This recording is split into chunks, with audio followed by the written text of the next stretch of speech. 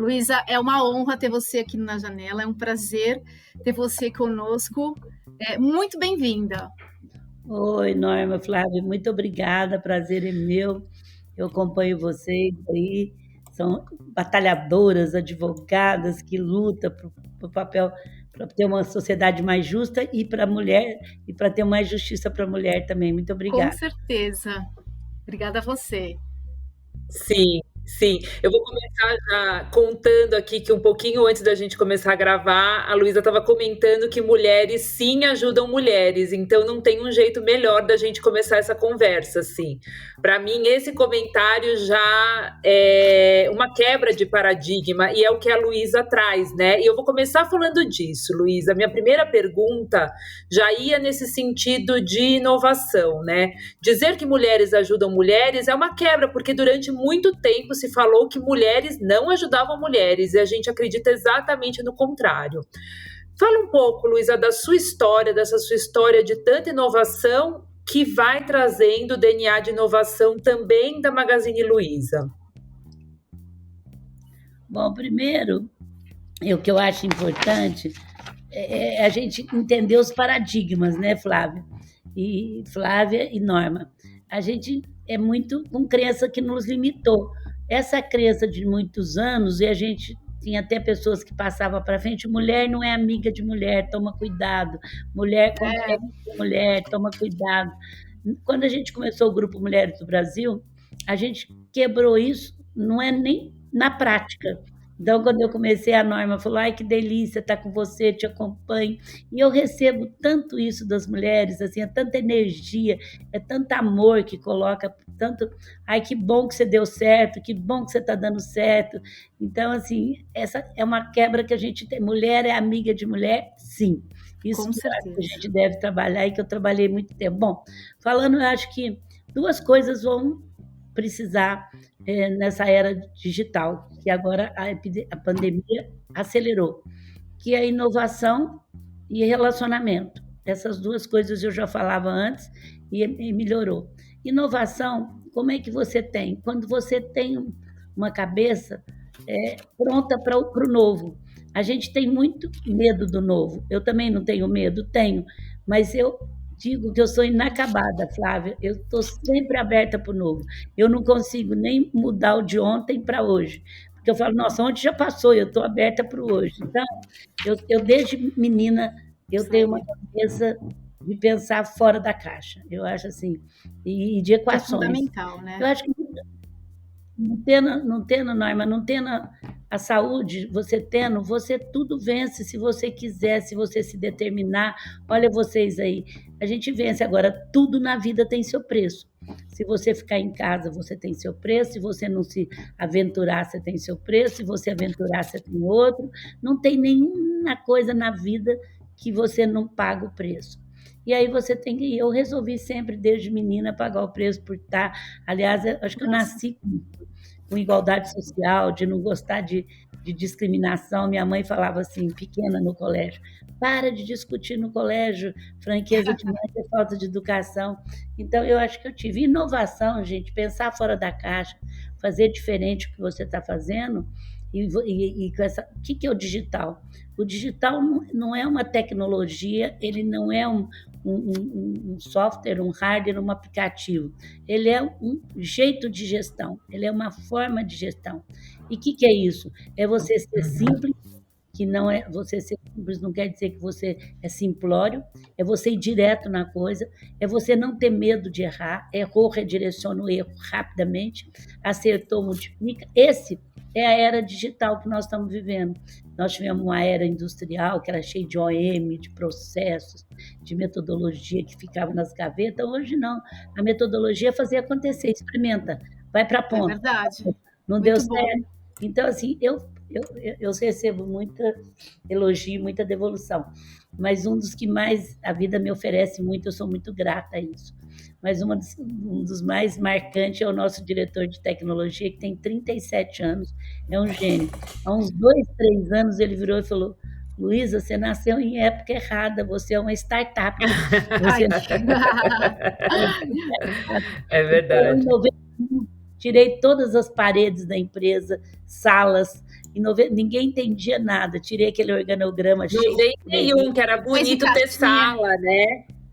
Era bonito ter sala em 91. Quanto maior era aquele organograma, cheio de quadrados de hierarquia. Tirei OM em 91, quase me mataram, que só escrevia procedimento para todo mundo. Então, assim, eu sempre pensei muito direto. Porque também, gente, eu acho que uma coisa... Além de eu ter mães empreendedoras, que na minha época era muito difícil, de 2 tipos diferentes. Né? Minha mãe, que eu sou filha única, que falava assim, vai que você é sozinha. Se eu chegasse reclamando de alguém da escola, ela falava assim, o dela falava, coitadinha da minha filha, vou ligar para a escola. Ela falava, o que você pode fazer para a professora gostar de você? Então, ela sempre levou a solução dentro de mim. E a minha tia, que não tem filho, que fundou a empresa, ela não tem muita inteligência emocional, mas uma inteligência empreendedora. Ela, graças a Deus, é viva até hoje, apesar que passa um momento mais difícil. Ela faleceu cedo. Então, eu nunca escutei a palavra crise. Vai trabalhar que dá certo, faz que dá certo. Então, nunca culpou a crise. A crise existe. Eu fiquei 2 dias muito paralisada, coisa que nunca me aconteceu. Eu tenho medo, mas ficar paralisada, não, de assustar. Assustada, né? Quando saiu essa pandemia, eu fiquei muito assustada, porque eu vi que a coisa ia ser muito séria. De repente, 1.200 lojas fechadas, mercado. Eu me preocupei muito com a pequena e grande.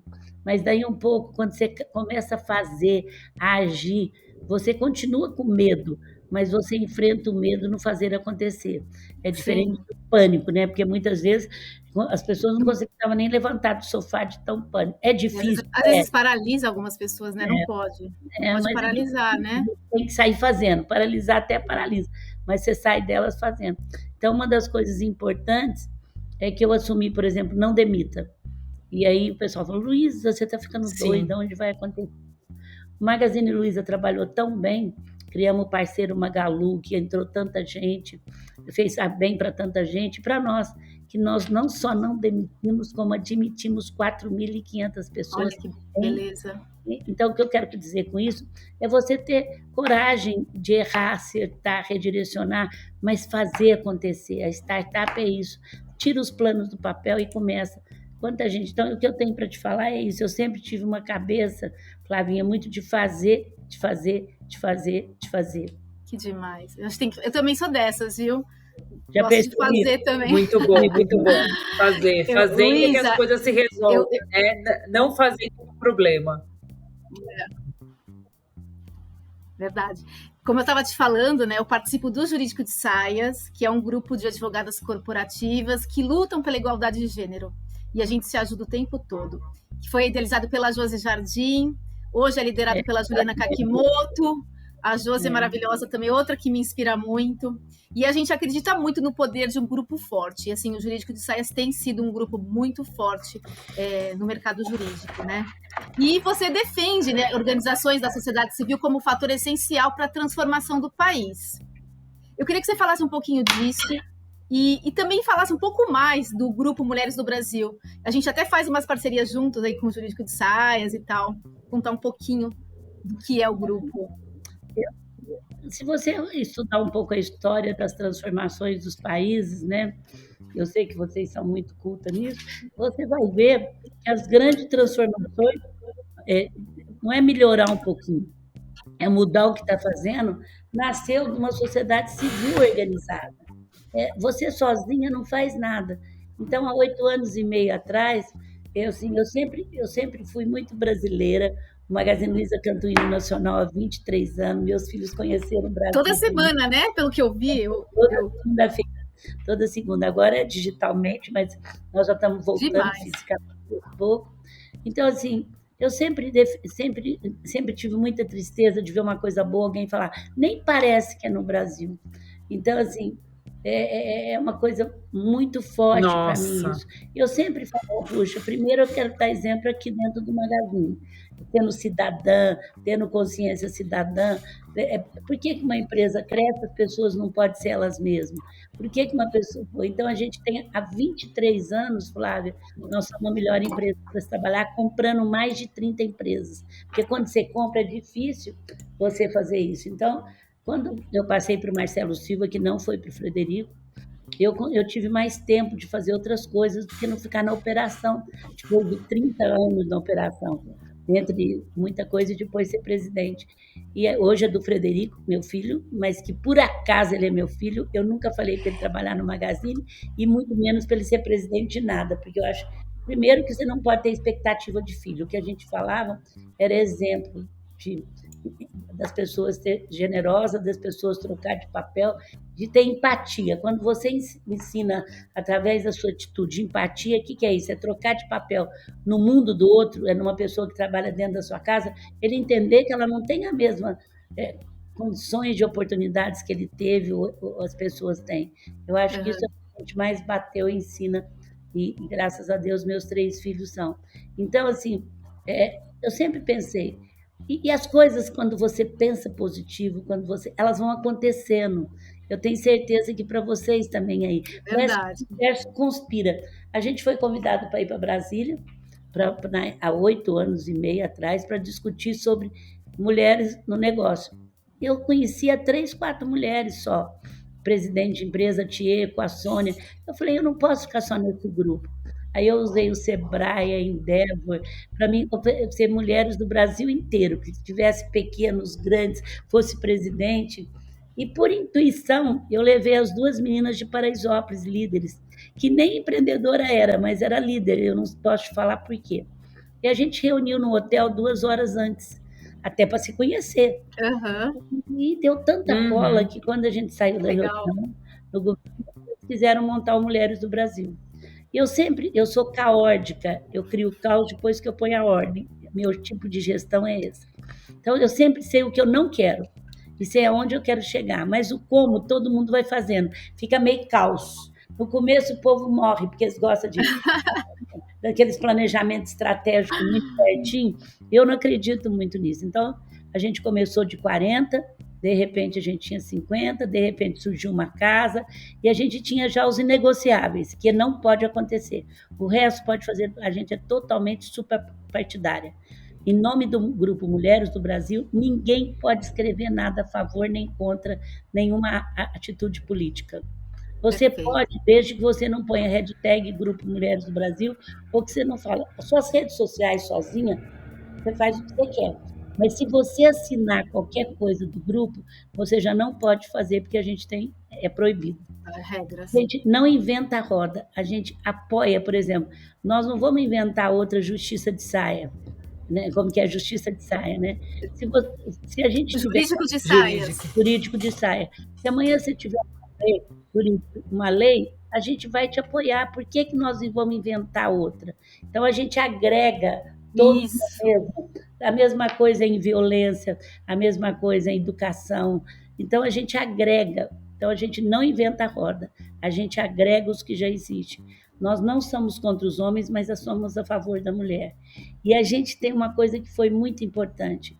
A gente não tem diagnóstico e nem projeto, a gente faz acontecer. Então, isso, gente, gera uma coisa. Agora, o resto, você vai criando junto. Bom, hoje eu tenho... Vai surgindo. Estrutura, vai surgindo. Nós temos 21 causas, nós já estamos em todos os continentes, nós já estamos em todos os estados do Brasil. Nós vamos inteirar 90 mil mulheres, e eu quero, por favor, pedir para vocês se inscreverem, porque nós estamos rumo aos 100 mil, porque vocês vão saber uma coisa, e vocês, como jurídicas, já sabem, o que muda o país é políticas públicas. Você vai melhorando, mas e nós precisamos ter 100 mil mulheres para ter a força política que nós precisamos para fazer isso que eu comecei. O Brasil, e nós sabemos o que a gente quer, nós temos um grupo só de políticas públicas, por exemplo, esses dias me ligaram, Luísa, nós estamos fazendo um trabalho na escola, para a escola ser essencial. Estudamos e nós apoiamos, não importa que a gente que fez, mas todo mundo sabe que a gente, todos por educação, não usa toda hora. Um grupo de 100 mil pessoas é o maior grupo político. Nossa, muita gente. Então, e fora do país também, né? São brasileiros. Tem o grupo de expansão também, né? É um grupo de expansão que a Lila coordena. Nós estamos em todos os continentes. Nossa, maravilhoso isso. Brasileiras Parabéns. Que trabalham pelo Brasil. Gente, é tanto trabalho que elas fazem que eu não dou conta de acompanhar. Porque assim, a gente tem a meta global, essa nota global nossa, Esse ano foi vacina e foi violência para a mulher. Então, essa violência não tem nenhum país que a gente vai que não tem violência. Eu cheguei em Londres em 2019, foi para inaugurar Mulheres do Brasil lá, depois de um ano, a BBC me chamou, porque tinha morrido uma mulher violentada londrina. Você chega na Alemanha, a mesma coisa. Nos Estados Unidos, a violência é a única causa que tem em todos os lugares. É impressionante. E agora impressionante. Vacina, né? Mas parabéns, viu, Luísa? Nossa, eu sou muito sua fã. E agora eu acho a que é isso a gente tem que fazer. é isso tem que fazer a mesmo. coisa acontecer. E agora a vacina, verdade. A vacina está em todos os países também. E conte com a gente aí, viu? A gente vai se inscrever. Luísa, seguindo... Ai, obrigada. Eu estou pedindo, por favor, rumo aos 100 mil até fim de maio. A gente vai fazer uma campanha aqui também, para a mulherada toda Então, se vamos inscrever. lá. Por favor, Grupo Mulheres do A Brasil. gente vai fazer a campanha .org, nossa, né, Norma? Com certeza. Na janela. Com certeza. Luísa, Luísa, sobre a questão de empreender no Brasil, a gente sabe que é um desafio, né? Você já falou, na nossa conversa de hoje, você já falou sobre algumas questões. Você falou que quando veio a pandemia, você ficou 2 dias só, né, pensando o que seria da nossa situação, mas depois disso, a gente sabe que você aderiu ao movimento Não Demita, você criou a questão do Parceiro Magalu, que era uma iniciativa para pequenos empreendedores, né, para que eles continuem a sua atividade. E a gente viu agora mais recente, aí no mundo digital, acontecer a aquisição do Jovem Nerd, que para nós é uma inspiração, porque é um podcast com um alcance muito grande. E a gente viu aí o anúncio da aquisição do Jovem Nerd, que foi algo totalmente inovador nessa estratégia digital e essa estratégia multimídia. Qual é a sua dica? Não, foi incrível, porque a gente via já o Jovem Nerd assim como uma inspiração total, né? E eles têm uma comunicação toda diferenciada, e aí a gente viu Magazine Luiza fazendo essa aquisição. Qual é a sua dica, Luísa, para o empreendedor? Qual é a sua dica para que ele tenha destaque num país com tantos desafios e num momento como o que vivemos? O momento difícil, não vou negar, o país é um país que não tem dinheiro sobrando, é difícil. Mas também, eu só cresci, Flávio, na crise.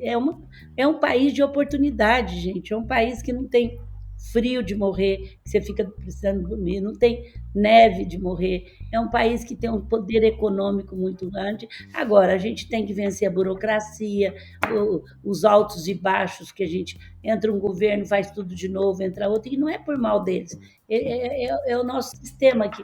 Mulheres do Brasil quer fazer um planejamento estratégico até 2032, que a população saiba o que a gente vai querer de educação, saúde, emprego. Educação base, né?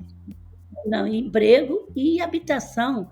Nós temos uma falha de habitação, nós estamos numa casa legal, a tempestade foi a mesma? Foi, mas tinha gente num navio legal, outro mais ou menos, e tinha gente nadando sem colete, essa é a realidade. 20 pessoas em 10 metros quadrados de uma casa. Então, a desigualdade social foi escancarada. Ela não é uma obrigação do governo, é uma obrigação nossa desde que terminou a escravidão, que a gente teve uma péssima abolição e herdamos essa desigualdade. E a gente parece que a gente acostumou com a desigualdade. A desigualdade faz mal para quem tem e para quem não tem. Então, assim, é muito sério. Então, o que eu tenho para dizer é que o empreendedor também tem que descobrir seu caminho, inovando sempre. E o que eu falo, primeiro é partir para vender. Ele não pode ter vergonha de vender qualquer coisa. Vocês têm que vender, ter mais pessoas nos seus podcasts, em tudo que vocês vão fazer. Então, é vender mais. E também, o que eu estou falando para todo mundo, o digital não é mais uma opção. É uma necessidade. É necessidade, né? Então, assim, se junta com a associação, sua loja precisa estar, começa a vender por WhatsApp, começa a vender no Instagram, não é difícil, começa a fazer. E tem uma notícia boa para quem está nos ouvindo, Flávio. A loja física não vai acabar. O Magazine Luiza está montando 50 no Rio de Janeiro agora. E já é o lugar que nós mais vendemos na internet. Mas a loja Olha, tem que se transformar. Hoje você compra de nós e retira numa loja física em 1 hora sem frete. Então você tem que. O digital já não é uma opção. Depois da pandemia, ele é uma necessidade, não adianta não querer fazer. Então é isso que eu tenho que falar. Foca na venda, porque sem venda não vai nada. A venda passa pelo Sim, digital, a loja física não vai acabar. Inova, faz coisas diferentes, que é sai da importante. casinha, né? Sai da caixinha. É, Muito bom.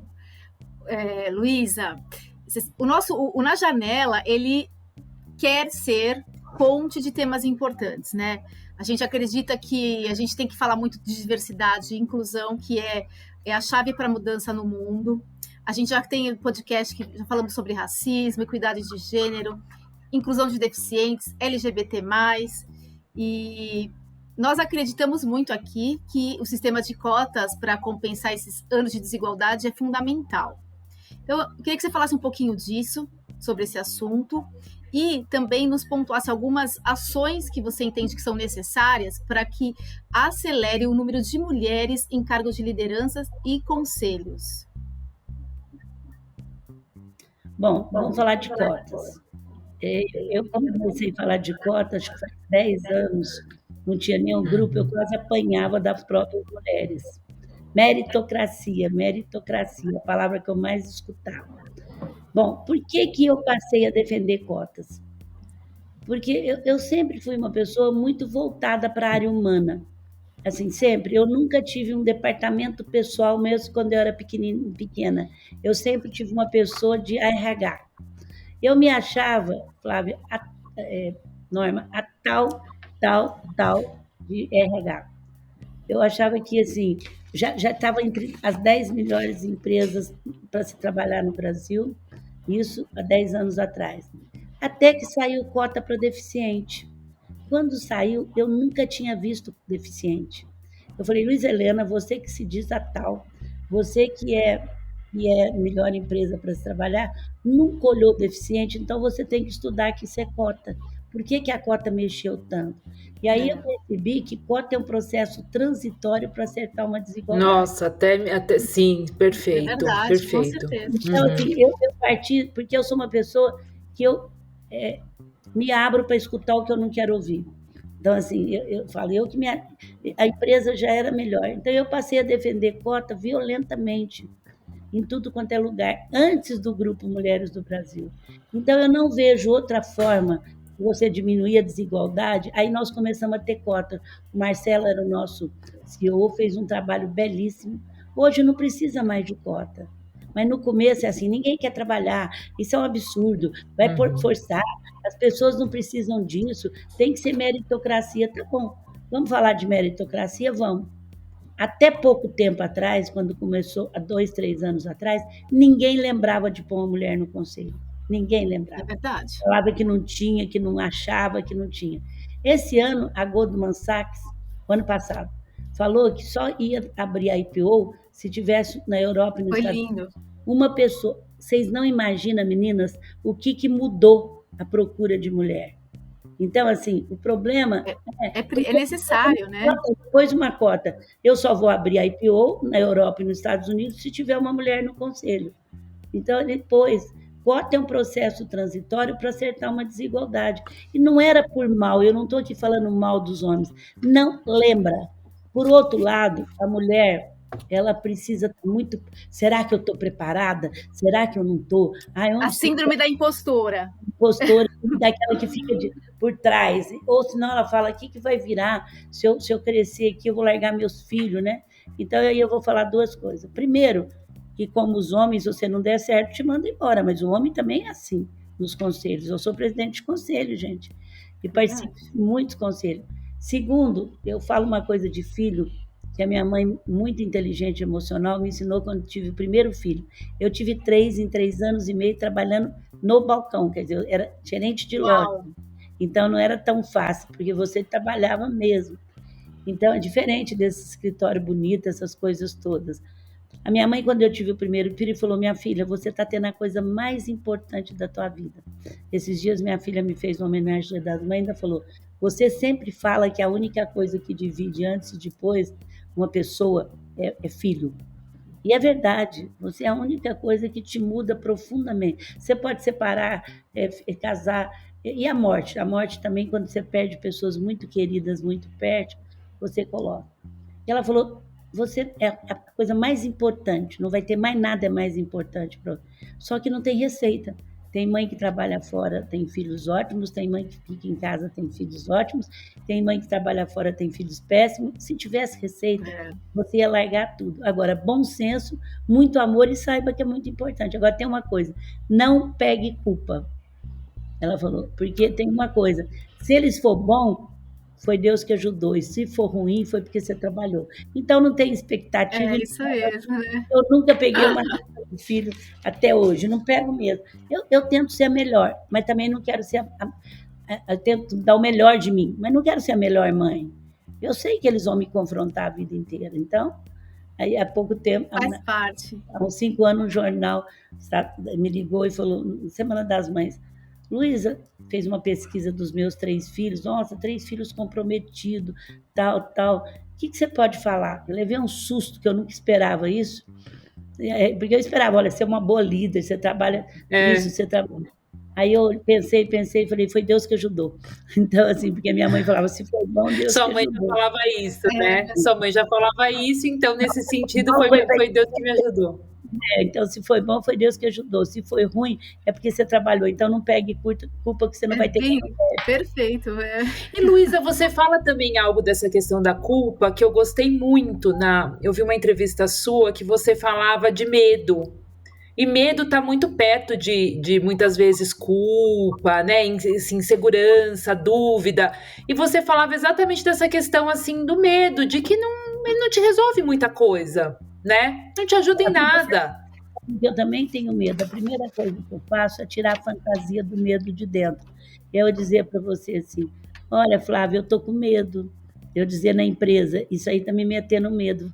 Você acha que está perdendo autoridade, mas você está arrumando gente para estar com você.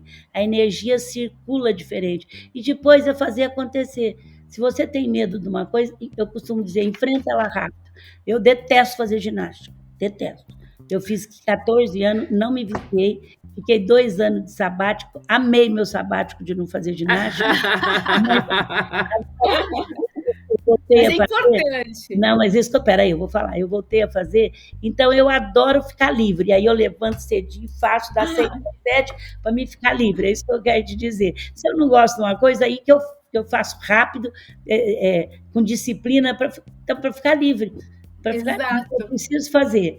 Eu fiquei 2 anos sabático, amei. Fiz 12 anos, não me viciei. Mas eu sei que eu preciso. Então, agora eu faço das 6 às 7. Quando é 7 horas, eu já estou livre, graças a Deus. Até que, enfim, alguém definiu por que eu treino de manhã. Todo mundo me pergunta: Flávia, mas é muita disciplina. Eu vejo que você acorda, eu acordo antes das 6, para 6 horas, está começando a treinar. Eu digo assim, gente, eu só quero fazer logo, entendeu? É a primeira coisa. Você definiu muito bem, Luiz, é isso mesmo. Já tira aquilo da frente, né? Não é que não é que a gente ama, simplesmente a gente vai lá e faz. É isso mesmo, muito bom. Perfeita definição. Louca. Eu tinha uma inveja. Gente, por que esse mosquito não me mordeu? Eu fiz tanto tempo, fiquei 2 anos sem fazer sabático. Amei meu sabático. Aí faz 1 ano quase que eu estou voltando e estou religiosamente das 6 às 7, 2 vezes por semana. Daqui um pouquinho eu mudo para 3, mas eu não falto. Também é aquilo, eu estou firme naquilo. Muito bom, isso mesmo. Luiz, eu quero te perguntar uma questão para a gente já ir fechando a nossa conversa, que está muito boa, mas a gente vai precisar em algum momento. Em algum momento a gente vai precisar caminhar para o final, e esse é nosso último ponto.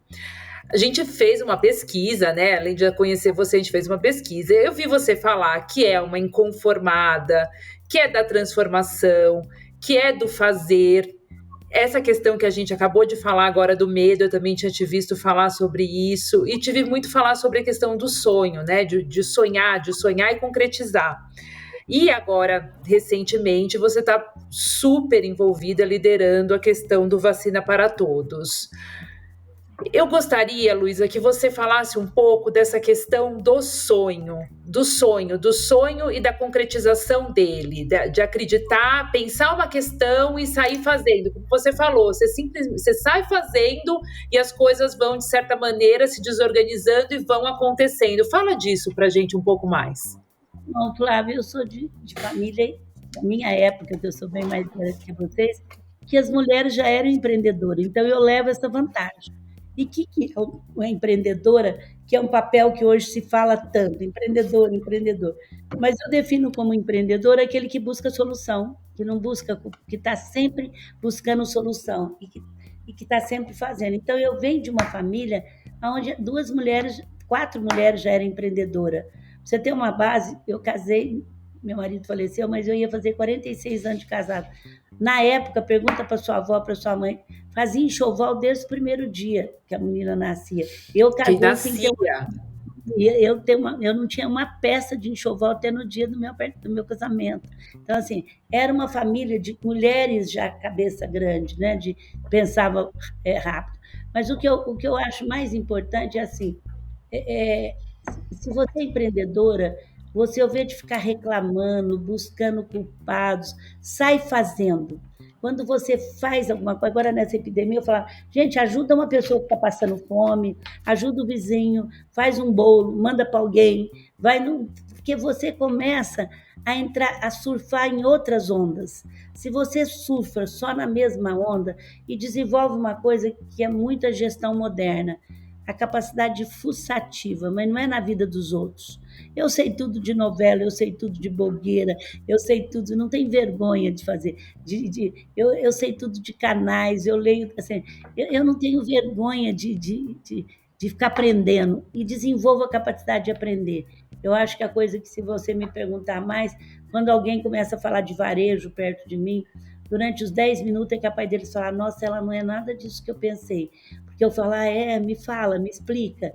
E eu dou chance para a pessoa falar o que ela... Eu não fico, eu já sei. Ou eu demonstro, falar, é isso mesmo. Não, eu vou dando corda. Porque eu falo, puxa, ele pode falar alguma coisa que, se eu plecar, eu não estou... Isso é em tudo. Então, quando começa, eu vou deixando, e desenvolvo com isso. E outra coisa, eu desenvolvi a capacidade de escutar o que eu não quero ouvir. Então, você vê, eu sou muito forte no LinkedIn, eu fui a primeira influencer o ano passado, sou a segunda esse ano. Tenho quase 600 mil no Instagram, tenho no Twitter, e eu abro para os outros falar mal do Magazine. Eu não fui bem atendida, eu não tiro ninguém, eu dou resposta. Então, assim, porque por melhor que nós tenhamos atendimento igual regime, você tem que estar super atenta todo dia. E como eu fui muito tempo na operação, eu tenho uma pesquisa ao vivo. Quando eu vejo 3 coisas, eu já falo para a operação, isso não vai bem, além de resolver o problema do cliente. Então, eu tenho uma pesquisa. Então, eu aprendi. Se vocês olharem minha rede social, é muito interessante. Tem elogio toda hora, e eles até elogiam. Você cresceu, mas se perdeu, gosto muito de você, aconteceu isso. A não ser quando é 0,0001% que te chama de ladrona de alguma coisa, eu nunca tive ninguém, eu deixo lá. Depois damos resposta imediatamente, eu tenho uma equipe atrás de mim, e a devolução é muito grande. Puxa, resolveu, que bom, as pessoas... Então, assim, o poder da escuta, né?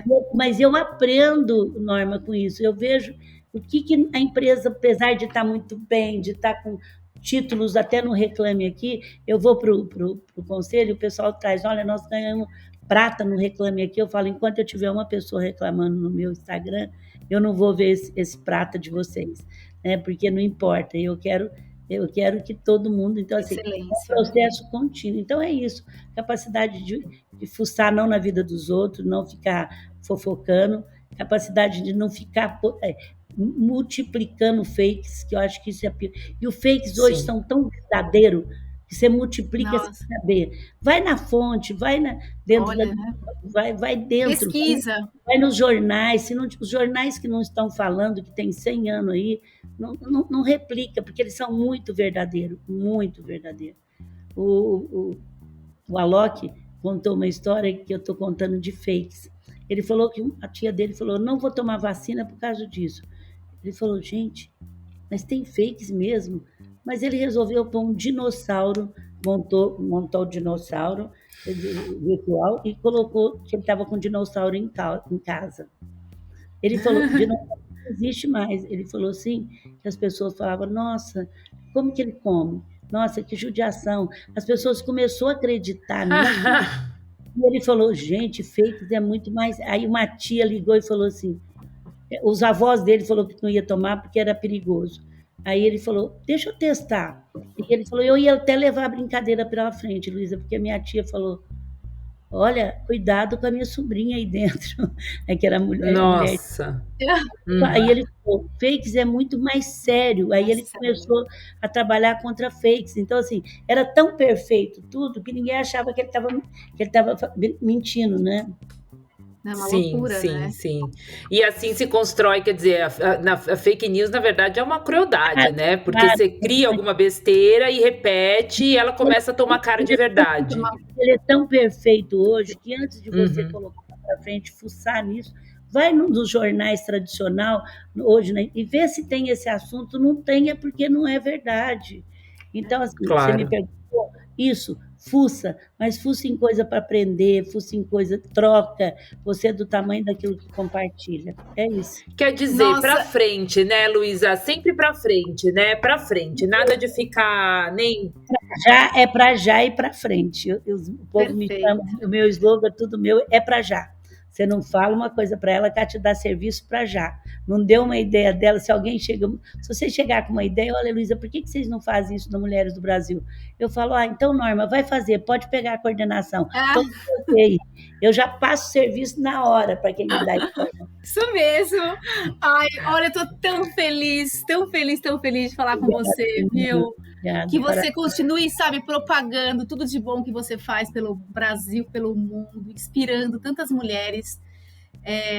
Assim, eu tô assim, emocionada mesmo de estar aqui falando com você. Tô muito feliz. Eu acho que é um dos dias mais felizes da minha vida, tá? Verdade.